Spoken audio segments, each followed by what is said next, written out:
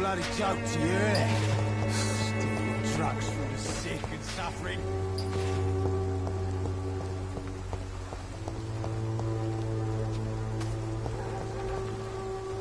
Good evening, miss. Good evening, sir.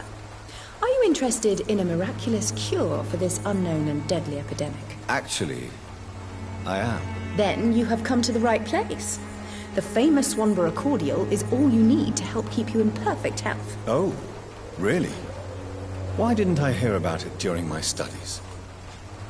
I'm Jonathan Reed, by the way. Dr. Jonathan Reed. Ah, my brother has spoken of your research, sir. I'm Loretta Swanborough, and it's always a pleasure to meet a fellow healer.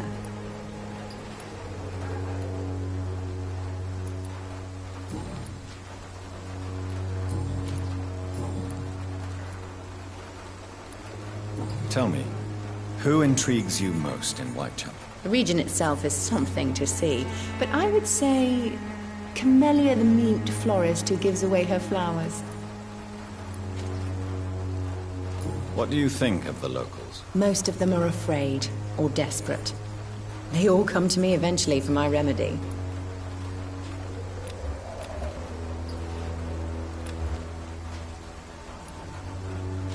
Is there anyone I should avoid? Cadogan Bates, without a doubt.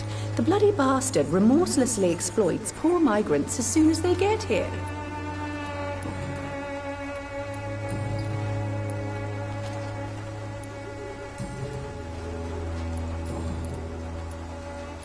Do you know Nurse Dorothy Crane from the Pembroke Hospital? I'd like to know more about her. I don't like to talk about competition. Competition, you say? Never met her, but it seems she provides some sort of medical care to the poor. The whole thing has to be some sort of scam, if you ask me. Goodbye, Miss Swanborough. Perhaps we'll talk again.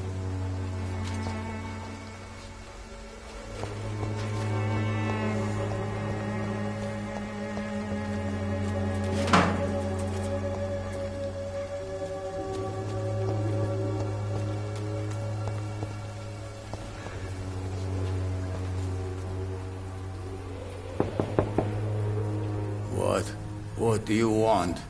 Leave me alone. Good evening, sir. I'm Dr. Reed. I'm looking for Nurse Dorothy Crane. There is no Dorothy Crane here.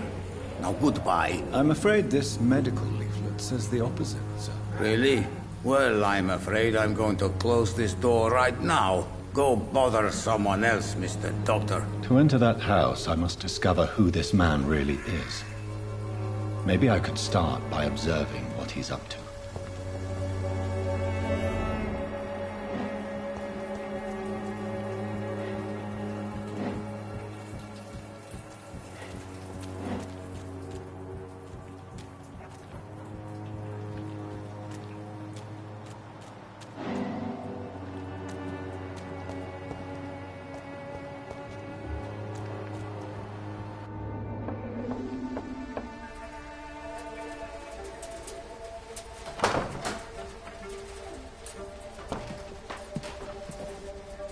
A strange man was at the door with a pass for our medical facility. I refused him entry. Darius, how could you know he didn't need our help? His clothes were too finely tailored to be from Whitechapel. Perhaps just a friend of that stray poet who is always about. Richard Nithercott? No, not of the same cloth, this man. I suspect some machination from that journalist. Clayton Darby. Is he still asking questions? Yes. I saw him drifting around St. Mary's Church. I swear he is tracking me just downwind.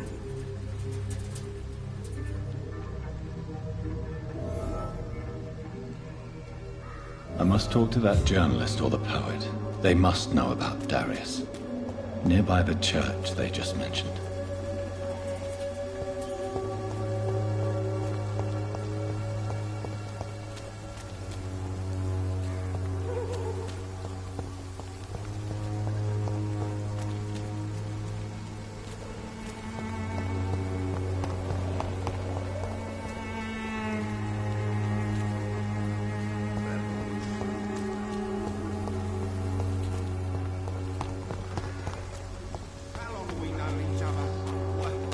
to be neighbours, for Christ's sake. I prefer not to give you another beating, Barrett.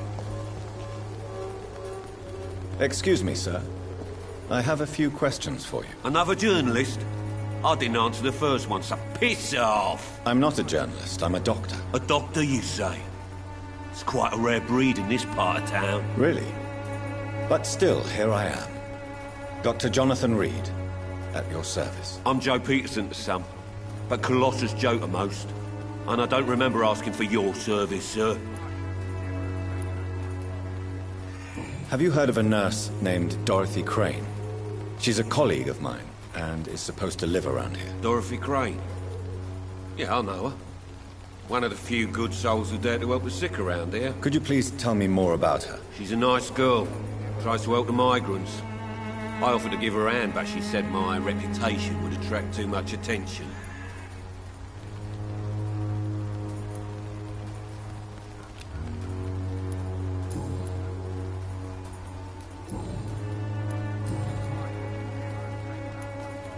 According to you, physicians are scarce in this part of town.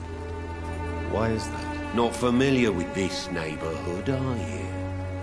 I guess your fancy colleagues are too afraid of being stabbed in the back. This part of town does have quite a reputation.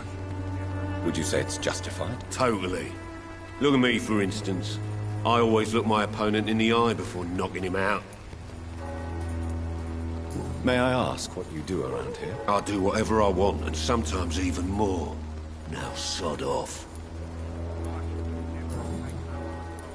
Goodbye, Mr. Peterson.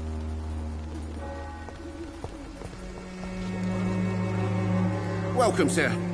Please, take a browse of my wares. I am Dr. Reed. I would like to ask you a few questions, if you don't mind. Doctor?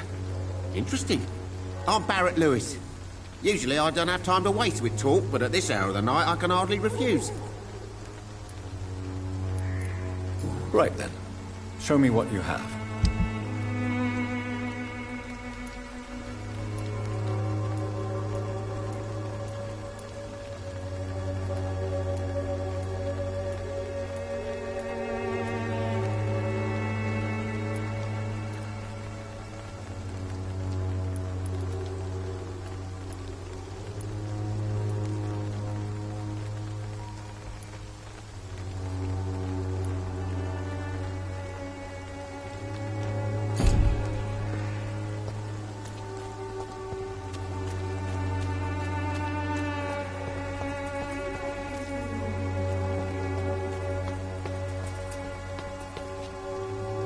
Forgive my interruption. Do not apologize, my son.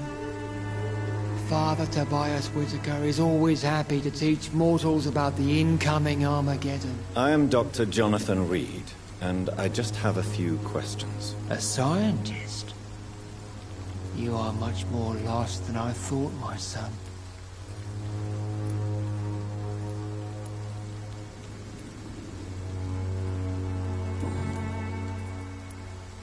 What do you mean when you say that I am more lost than you thought? All scientists are entangled in a world of causes and consequences. And most of them can't see the plain truth. Quite a judgmental opinion, if you ask me. But what do I know? Blinded by science as I am. But you are seeking answers, aren't you? Answers about the Armageddon about to strike the city. Answers about the hidden truth.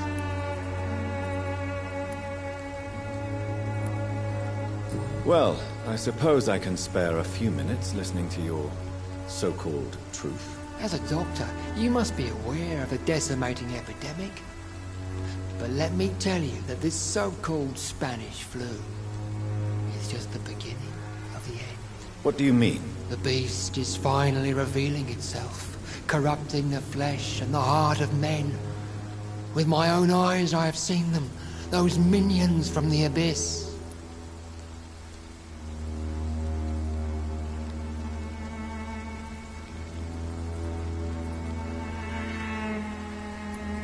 Really? And what would be your answer to this biblical threat? We must fight the disease before this legion outnumbers us. But not with scalpels and microscopes. No. What is left then? Cleansing fire.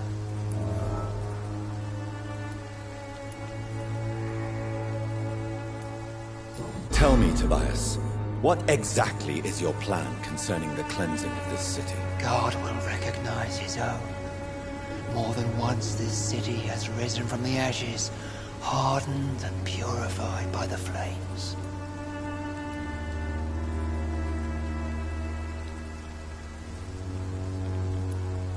Purification by fire has proved useful, but where do you stop? Burn the clothes? The buildings? The corpses? Worse? Your lack of faith is predictable. But my task is to convince rational minds like yours to see the light. This is God's will. You're mad. And dangerous. You're nothing but a soulless butcher. A small-time Torquemada. The Savonarola of Whitechapel. My son, if you think salvation is a free gift, go listen to the lies of that pompous fool, Joseph. Joseph, a fool? Vicar Larrabee of St. Mary's Church. While he continues preaching his fraudulent redemption, more and more people die in the streets.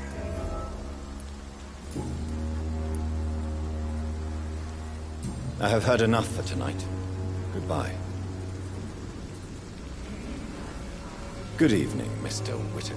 It's Father Whitaker, my son. So,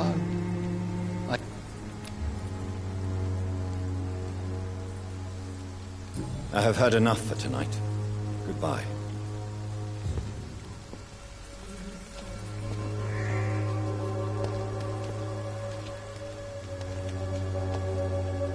soon the time will come when you will all be judged for your sins. Even now, he judges your words and actions. The wars of men should not be your main concern. Excuse me, sir. Are you familiar with this part of town? Name's Clayton Darby, reporter. Sorry, I'm new to Whitechapel. But perhaps you could help me, since you're a journalist. My name is Jonathan Reed. Dr. Reed, the famous surgeon. I'll gladly help if I'm able, sir.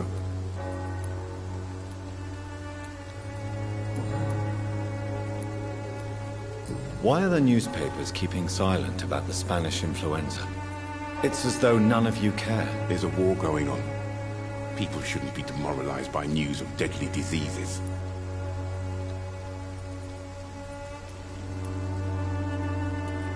It's a disgrace. People are left to die alone. No one is properly informed of the risks. These are bad times indeed. So much for the glorious British Empire.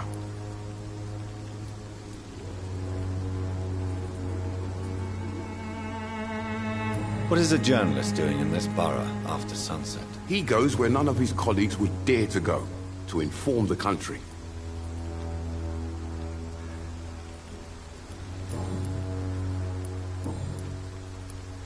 I heard you're investigating an underground medical dispensary in Whitechapel. What do you know about it? Not much, I'm afraid. They are wary of strangers, and I'm not really an acquaintance of theirs. Why do you care?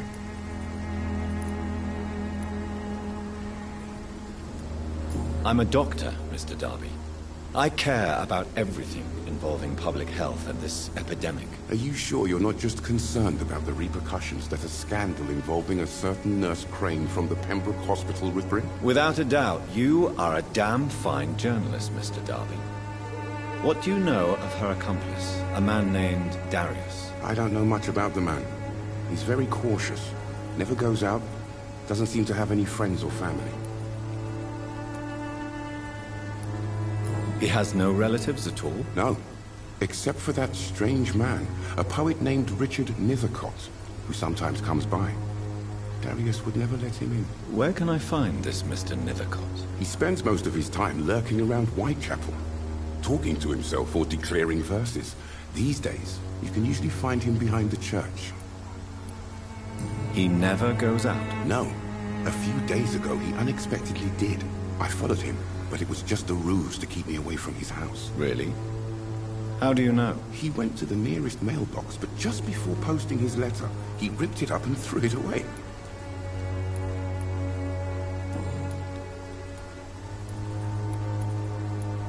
Goodbye, Mr. Darby. Farewell.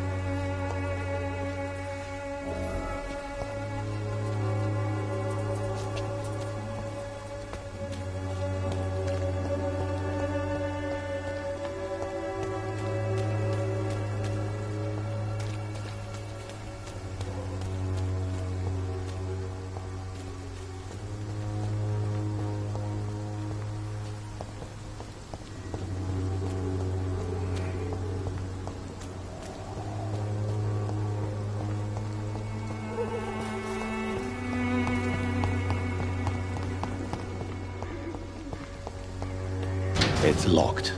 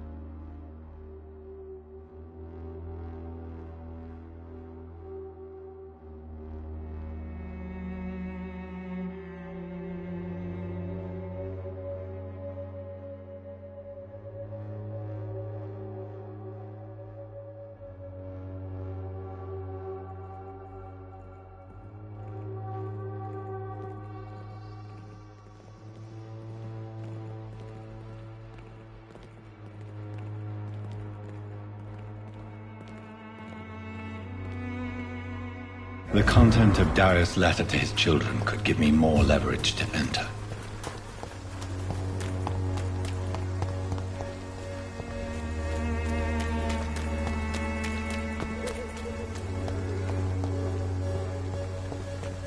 The walls of your home will not protect you. For there is no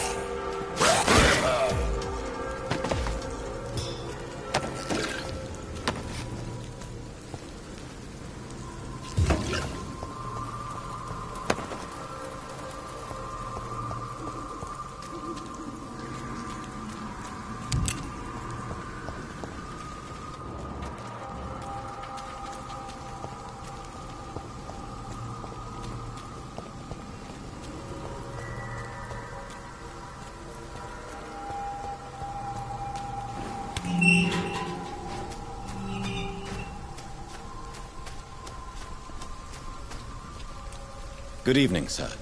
I'm Dr. Reed. I would like to ask you a few questions. Please be my guest.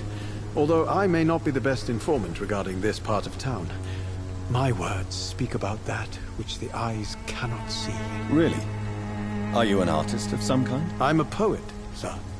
Richard Nethercott, at your service.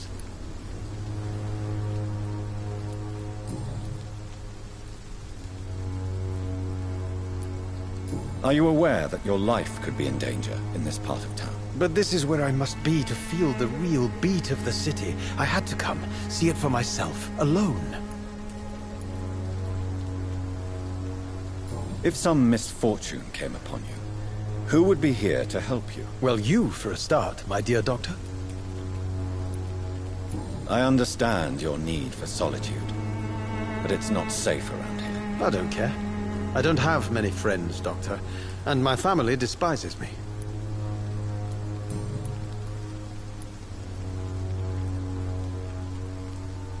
What are your thoughts on the terrible situation in this city? Terrible, you say? No. Of course, the death of so many innocents is a tragedy, but the scourge has not been all bad for the city. Oh, no, sir. What are you talking about? Do you remember London before the flu? Noisy, cacophonic, quiet nowhere to be found. And now, listen to this oddly peaceful silence.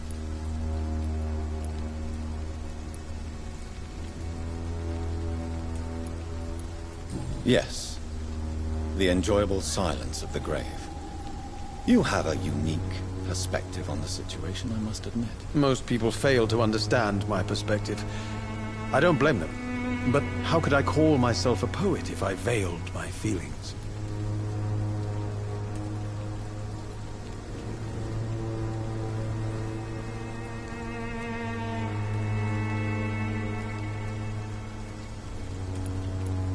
May I ask what you're doing at this hour of night, sir? Do you live here? Not at all. I'm just enjoying the pleasure of a quiet walk. Though night talks are always preferable, if you ask me. Especially with strangers. But are you not afraid of the epidemic? Oh, why should I? I see some equity in the Spanish flu. No flesh should be saved, say the scriptures. Good or evil, rich or poor, all are equal in the eyes of the flu.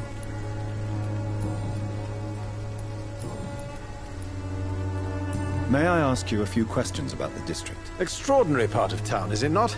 I'll be glad to help you, if I can. What can you tell me about an old man called Darius? Darius Petrescu? Yes, I know him. At first, I thought he was only a small publisher. I invited him to publish my work, but his reaction was pretty clear. Not interested in your talent? Darius is an old political activist who takes delight in printing tracts and lampoons. Those communist activities only require mediocre writing skills.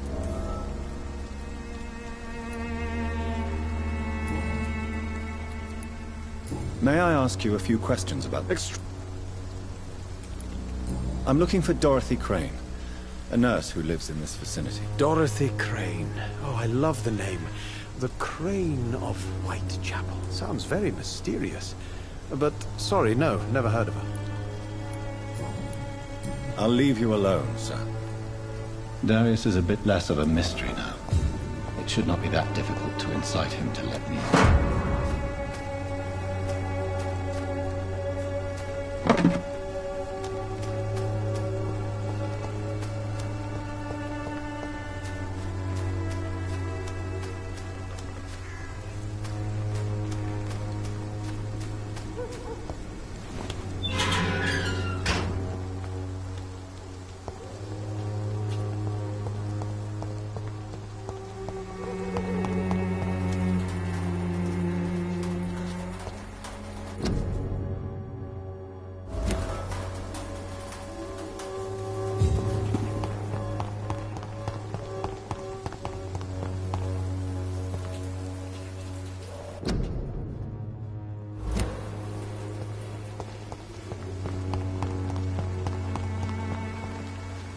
Good evening, miss. I'm Dr. Reed. I know what you're thinking. A tall stranger who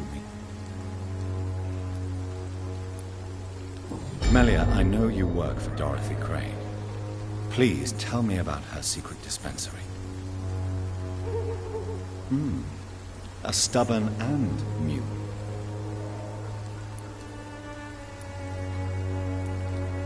I know you understand. Very well. Goodbye, then.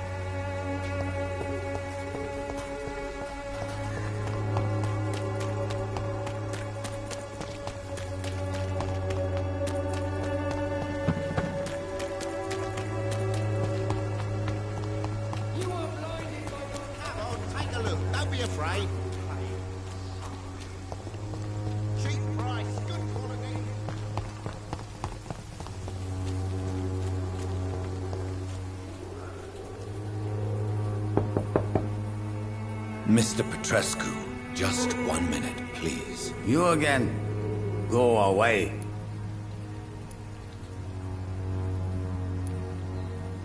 Sir, wait. Stop this nonsense. I know Nurse Crane is here. Shall we speak man to man? you and I. All right. Speak up. Don't you see we're on the same side? We fight to help the poor, sick, and abandoned. I'm nothing like you, Mr. Doctor. Yes, you are. You too believe in providing medical care without charge. You know what we have to sacrifice to make the world a better place. I have to admit your words have conviction. All right, I'll let you see Dorothea. Don't make me regret this, though.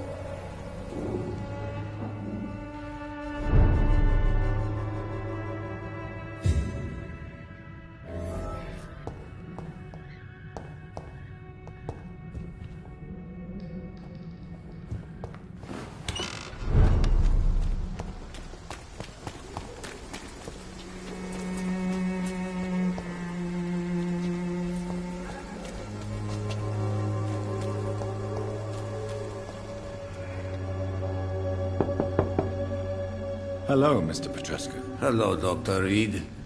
Come on in.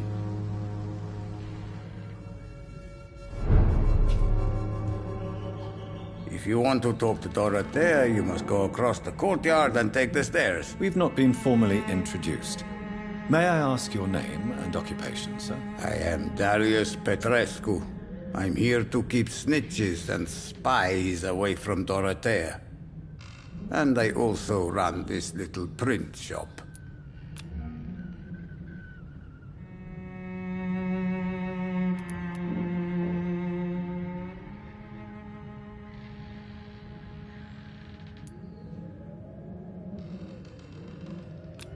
Do you need some help, Mr. Petrescu? I am very tired, but that is all. I don't need you, Doctor.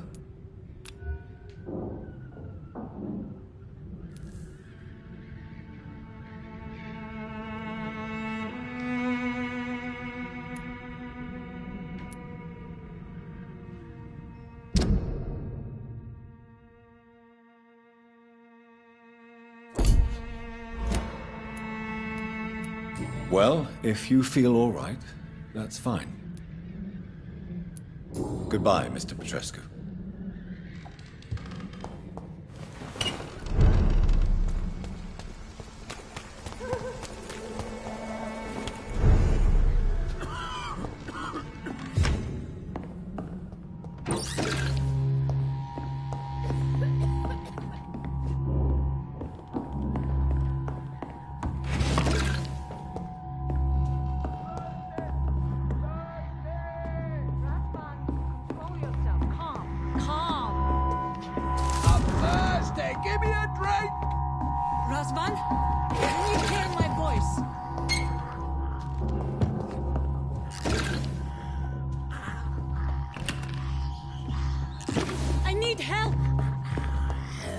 What do we have here, nurse? Patient Razvan Vasily. High fever running on 3 days.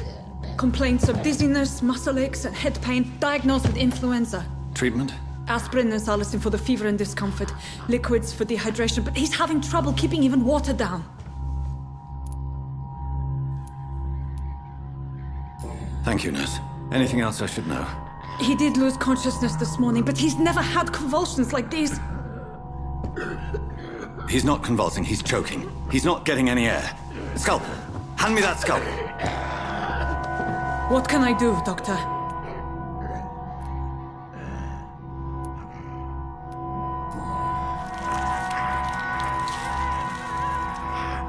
I need to perform a tracheostomy. Short pipe. That rubber tube will do. We're going to cut a passage for air through the neck. Yes, Doctor. He's breathing again, but he's coughing up blood. Internal hemorrhaging. I need to make another incision into the chest cavity to drain the fluids from the lung.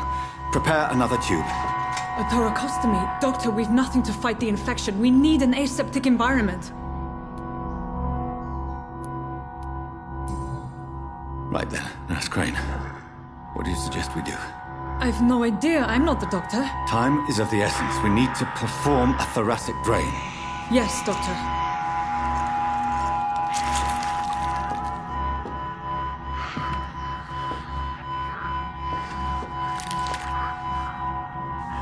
He's still bleeding, Doctor. I'm losing his pulse. The drain must have punctured the intercostal artery. There's too much blood. Are you all right, Doctor? I can't see.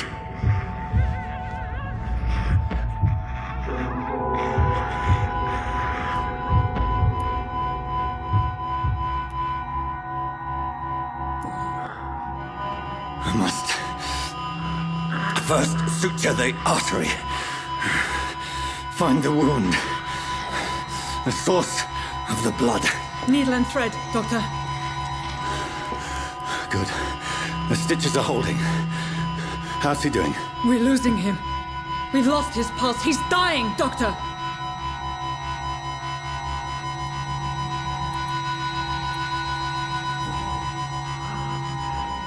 A dose of epinephrine, now. Yes, Doctor.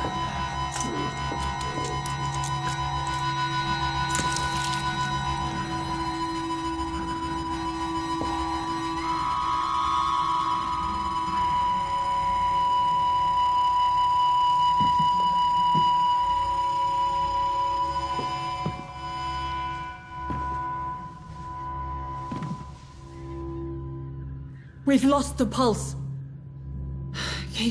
He's gone, Doctor. Nurse, we did everything we could. Truly? Everything you could? Is that how you'll report this in your log? Is this how the war went? Piling up one poor corpse beside the next? This was not an influenza-induced seizure. I've never seen symptoms like these on the continent. Neither have I. But the previous symptoms leading up to this attack were the same, indistinguishable from the epidemic. No. There was something more vile in these reactions. Something primitive. There have been numerous reports of mental breakdowns caused by the fever that accompanies the flu itself, Doctor. Yes, but... I'd best take some samples of the blood for analysis.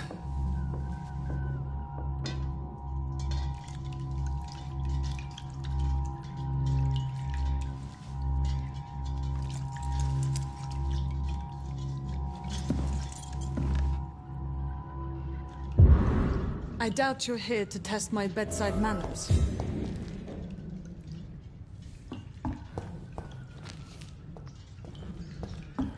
So what do I owe? It's locked, all right.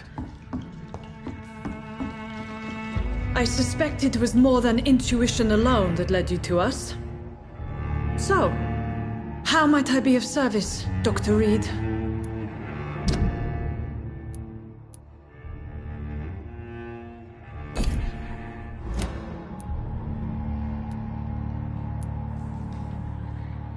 Your heart might be in the right place, but you can't carry on with this blackmail. For God's sake, Dorothy, it's extortion. It's a serious crime. Doctor, you think your warnings scare me? I've stolen and plied, blackmailed and lied, but what else am I to do? I'm all these people have.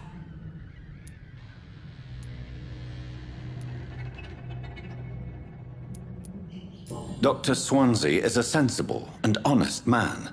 He wouldn't have refused your friend's care at Pembroke. It's easy for you to say, Doctor. These people cannot go to the police, nor to the hospital. They don't even speak English.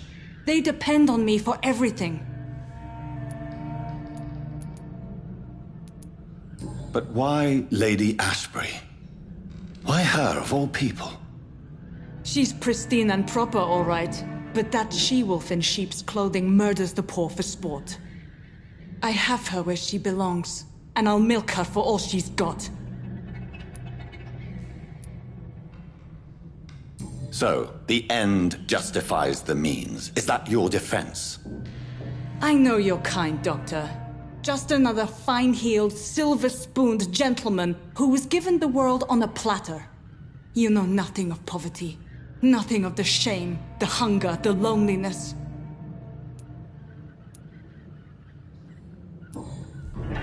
You've convinced me of the sincerity of your actions and their noble justifications. But all the same, blackmail is a crime, and it will stop, Nurse Crane. So, are you going to turn me over to the authorities?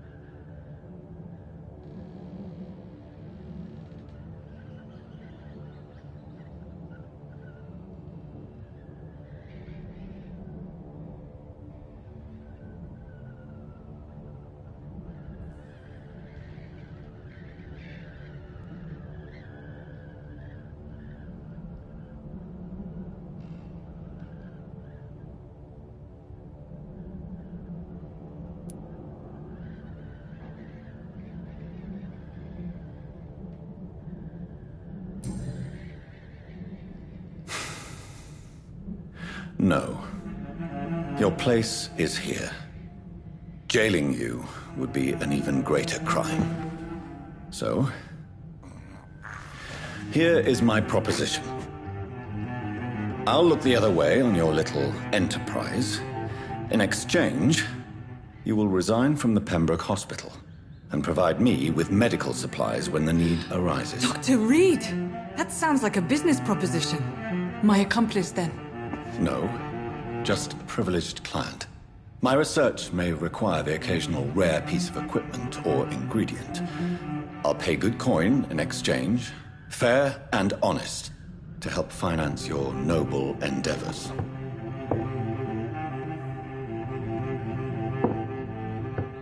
We have ourselves a deal, Doctor. Good customers are always welcome. Yes, Nurse Crane. We have a deal.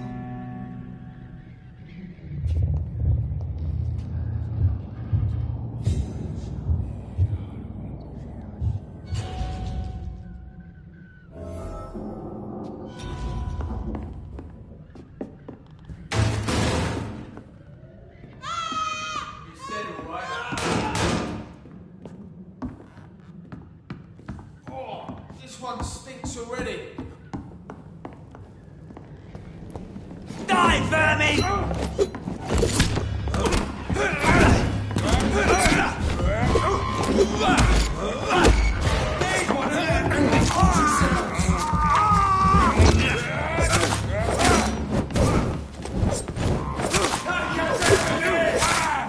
Filthy piece of shit!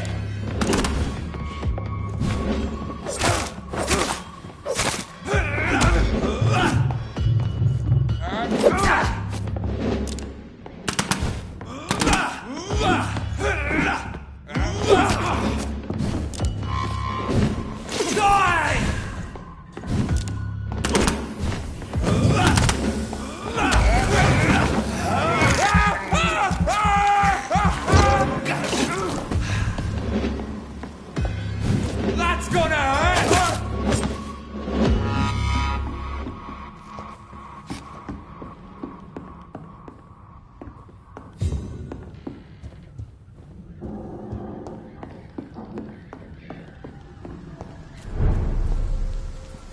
See the emergency clothes? This one's top!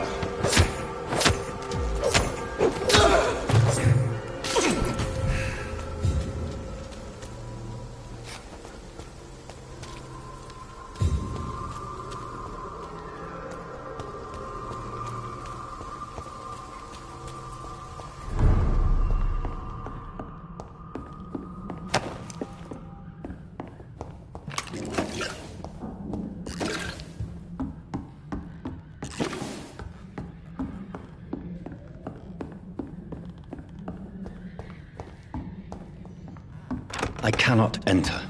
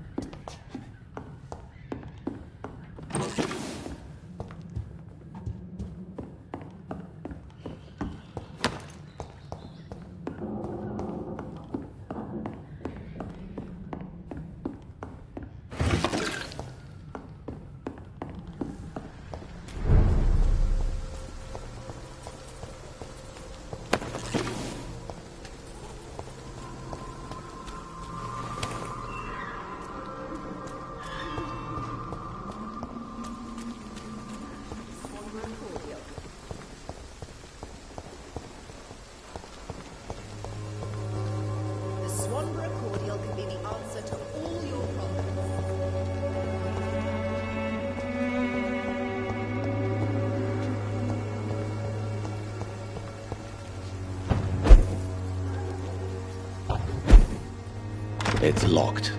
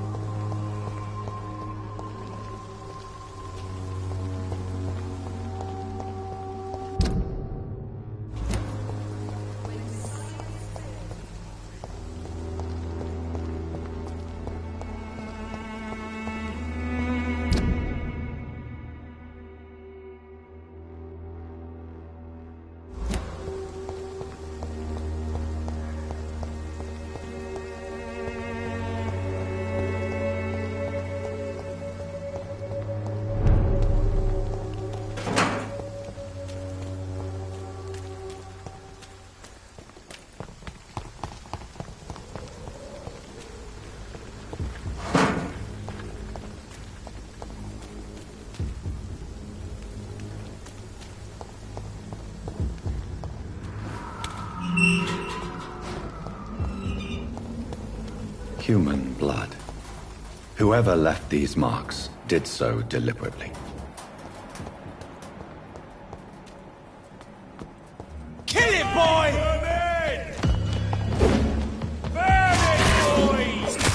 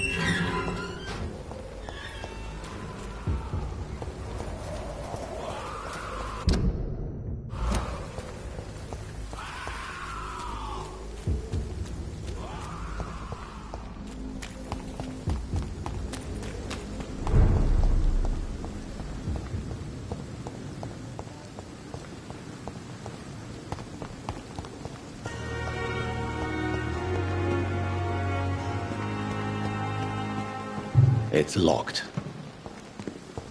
It's locked, all right.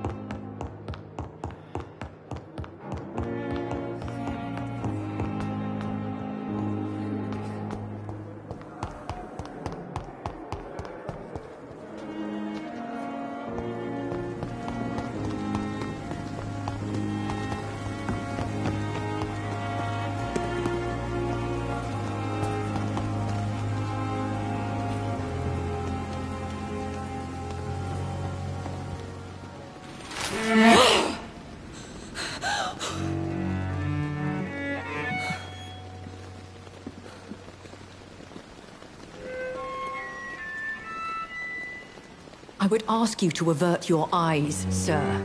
Or did you not know it was rude to stare? I knew it. Speak up, Dr. Reed. I like a man who speaks his mind.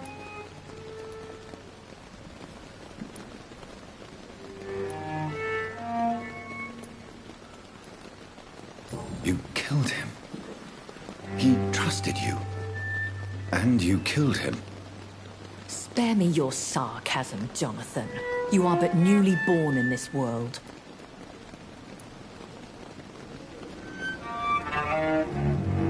So in the end, the accusation was true, wasn't it? The situation is somewhat awkward nonetheless. I have not been observed sustaining myself for many decades. I have to say I'm a trifle embarrassed. Anyway, I have concluded my inquiries. I see. Please excuse my agitated state. Under normal circumstances, I wouldn't let anyone see me in this condition. I must confess I have not put an end to the blackmail, my lady. Unfortunately, I could not bring myself to do it. I'm so disappointed in you, Jonathan. I didn't expect this from you. Lady Ashbury, you yourself admitted how ridiculous the sum of money was. I can assure you it was all used for charitable ends. Well, you are full of surprises, aren't you, Jonathan? All right, say I trust you. But you will still pay the ransom. That is only fair. After all, it was you who failed to bring this problem to a satisfactory conclusion. I believe I could agree to that. And since a lady always keeps her promises, I will now answer any questions you may have.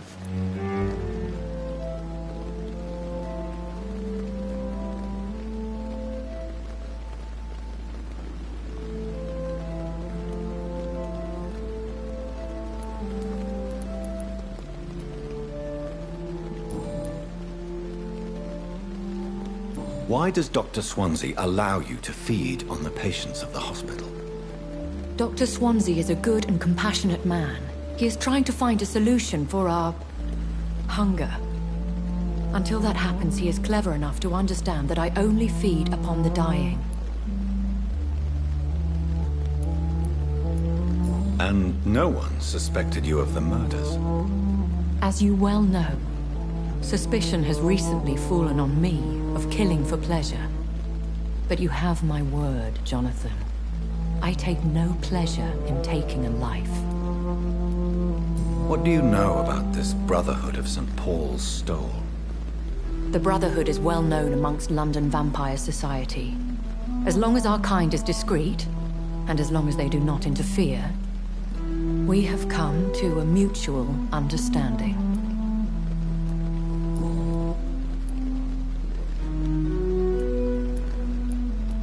I know this is beyond the pale, but may I inquire your age? Really? And I thought you were gentlemen.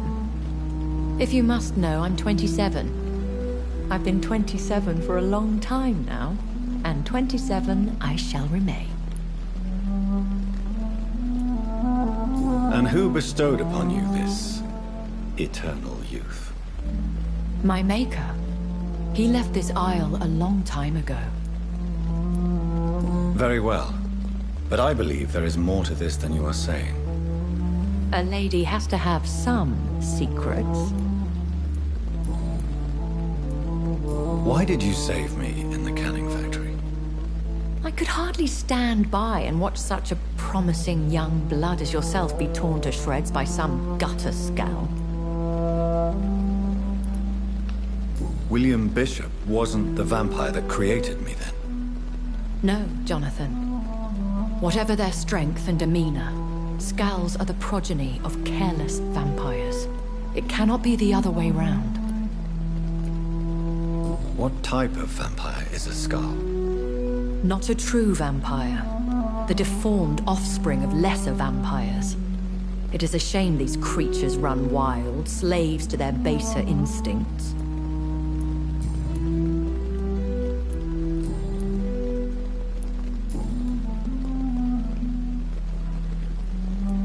Are there many vampires here in London? Immortals are of a rare breed, and we often tend to hide. But you may occasionally meet some of us at night. Do you know any of them? Have you an idea of the identity of the vampire who attacked me? You mean your maker? No, Jonathan, I have no clue. But I fear he or she is as careless as cruel. To let you discover your new condition by yourself. What do you mean? Every now and then, you may discover an immortal in the deep of the night. But we are a rare and reclusive breed. Our progeny is almost never accidental. Will they all be as affable as you, my lady? I do not see why not. But remember, even the shark smiles before he bites. That sounds like a lesson from experience. Vampire politics are as intricate and sometimes tedious as a game of chess in a gentleman's club. I've learned from experience it is best to decline to play.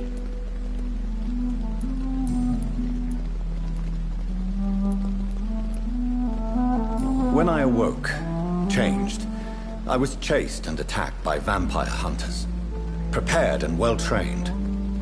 Though I can't be certain. More than likely, it was the once glorious Guard of Priwen. Once glorious, but still dangerous. They have seen better days, but all fanatics are dangerous. You would be wise to stay clear. They are sworn to destroy our kind. You make them sound like some sort of cult. More a society. And like all the best ones, a secret society. I thought them almost gone, but it seemed they have been recruiting. I've been away from London and England for 3 years. This isn't the city I remember. Things have gone from bad to worse here, Jonathan. I've lived in this city for a long time, and I've never seen it like this. The Spanish flu has hit London that bad? Yes, but it's not just that. I've heard things. Things I've not heard for a very, very long time. There are whispers in the shadows. Something far worse than the Spanish flu is here in the city. What is it you fear? Fear has long since flown this form. But there is something malevolent circling us. I feel fear is merely waiting in the wings.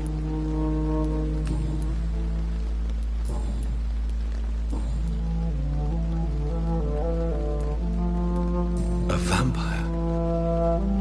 Is that what I am? What we are? Such a crude word, defined by penny dreadfuls and drunken hacks. No. You are now an Ekon, and that you shall remain. So we are Ekons. How can I identify us amongst other vampires? How to put it? All Ekon are vampires, but all vampires are not Ekon. We are but a branch of the immortal tree. Are you an Ekon too?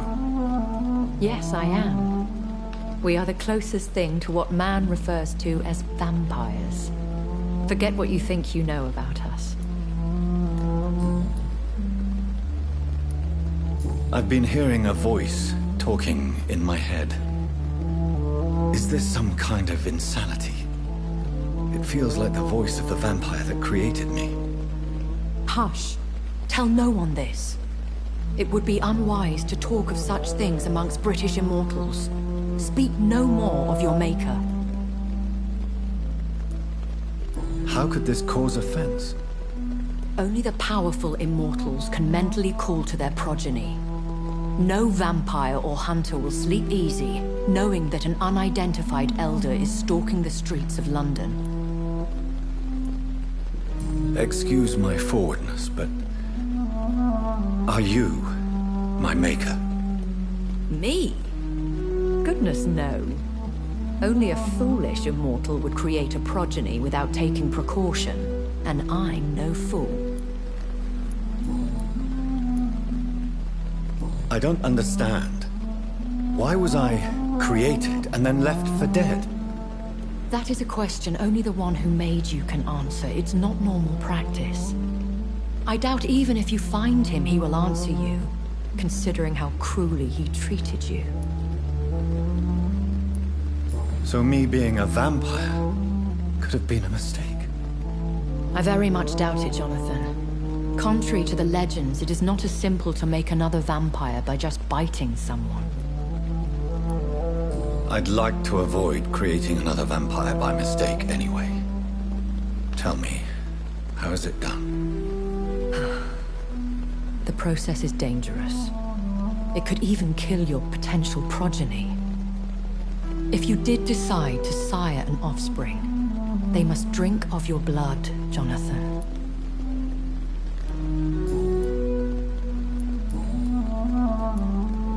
I bid you farewell, for now, my lady. I must quickly analyze the blood I took from Nurse Crane's patient. And I thought last summer's epidemic was difficult.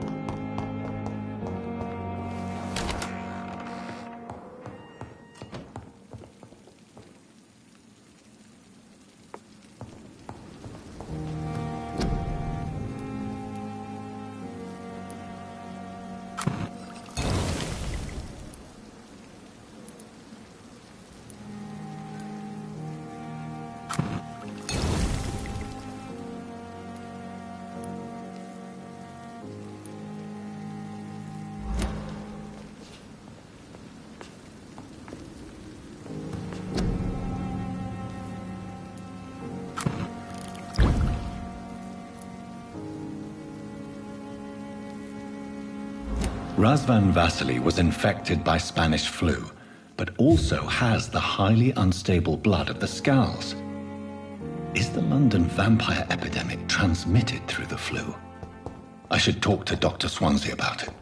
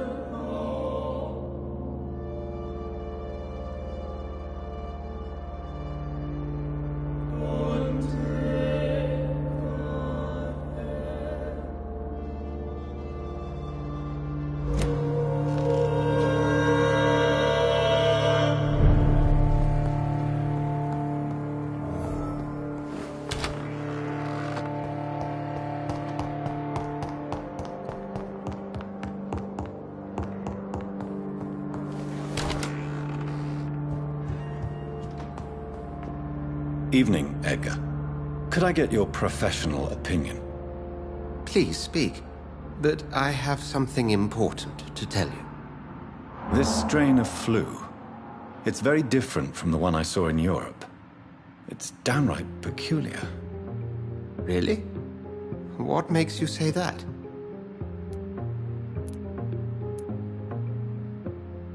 I never saw symptoms like this when I was in France. Not at all. I see. Do you have anything more to go on? This disease spreads and looks like the Spanish flu, but its effects differ greatly. The London strain is different from the continental one. This is very interesting. Did you find something else? Yes. Unlike the flu, the infected begin to show an increase in outwardly aggressive behavior. More than simple agitation. Once docile people become violent. You mean like rabies? Is there a chance we could create a vaccine, Jonathan, like Pasteur? By the stove, that would be smashing. There's a lot we're not seeing here. But it is spreading, and quickly. If we don't act, the whole city could be lost. But Jonathan, we've a fantastic opportunity sitting right here in front of us. A weapon of choice. What on earth do you mean? Why, you, my dear boy. With your expertise and your blood, we could isolate the properties that course through your veins. Think about the possibilities.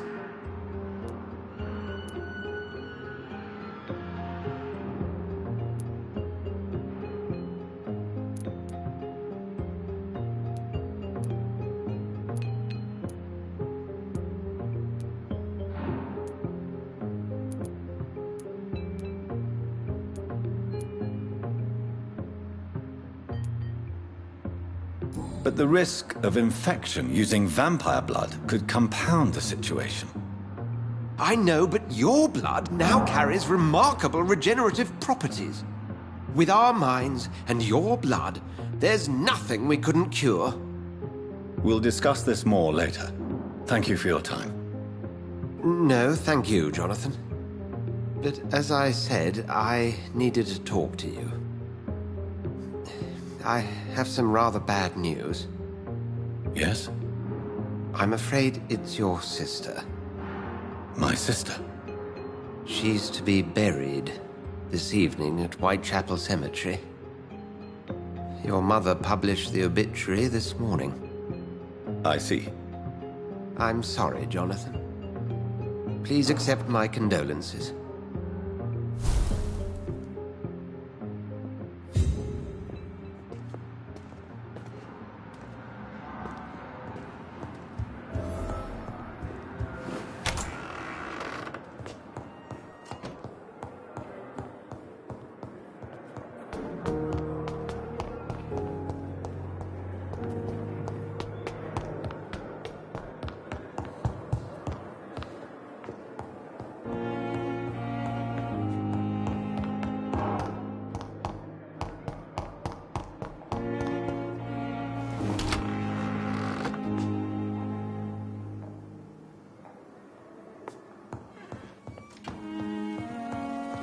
I never thought I would have to attend my murdered sister's funeral.